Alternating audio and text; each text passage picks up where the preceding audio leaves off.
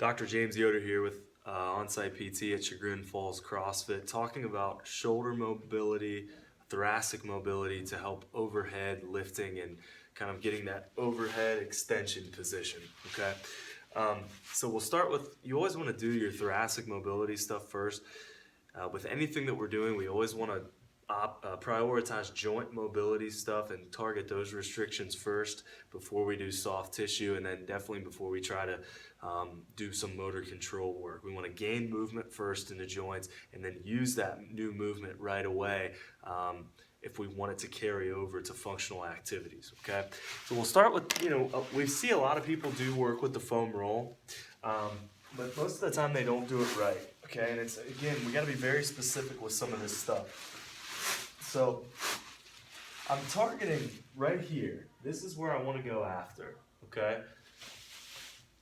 I don't want to go way down here. I don't want the foam roll to be down, way down here. That's just going to be uncomfortable. My back already bends that direction. So we're going to get up in here. My elbows have to be together. If I'm out here like this, my shoulder blades are going to be in the way. I'm not even going to get to my spine. So we'll be right here. Elbows in. I can also go here. This is really good. And again, I'm not just crossing my arms, I'm reaching around and hugging myself. So we can really get to that thoracic spine. I can also go here, okay? We just don't want to be here, okay? A lot of times people can start here, then their neck gets a little fatigued after maybe 30 seconds or so. They'll have to support, just keep the elbows in, okay? You can do two things. You can roll on it, right?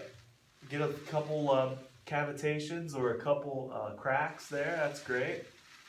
I'm kind of pushing down into the foam roll as I'm going. I can also kind of find an area that's tight and then bend, let my neck extend, and just kind of oscillate at that end point. Now, another huge important thing that most people do wrong with this, I'm making sure my ribs don't flare. So as I extend, I don't want my ribs to come up. I don't want to bend my low back. My low back shouldn't move at all.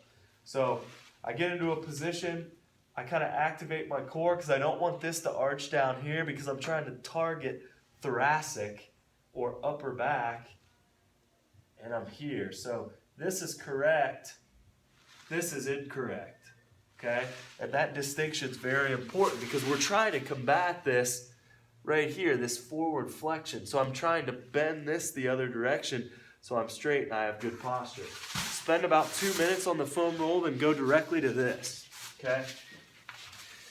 Lay on your stomach, okay? And I like to use a band, okay? And first what I'm going to do is posterior tilt my pelvis, okay? A lot of people when they lift overhead, they do an overhead lift and they throw their low back forward. Causes a lot of back pain. You're not really using your core very well. So in this position, what we want to do is first we want to posterior tilt our pelvis, okay?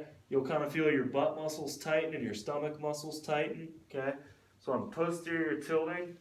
And then up here, we always want our shoulders to be in external rotation when we're lifting overhead.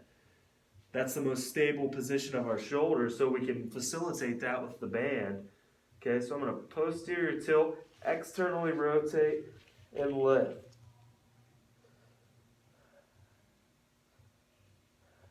Okay, maybe I hold 2 or 3 seconds.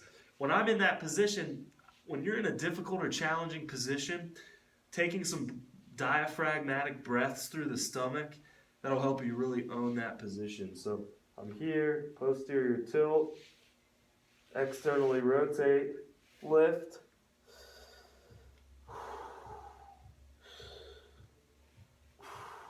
Okay, work that end range. Great way to work thoracic mobility, follow it up with shoulder mobility in the overhead position. Hope it helps you.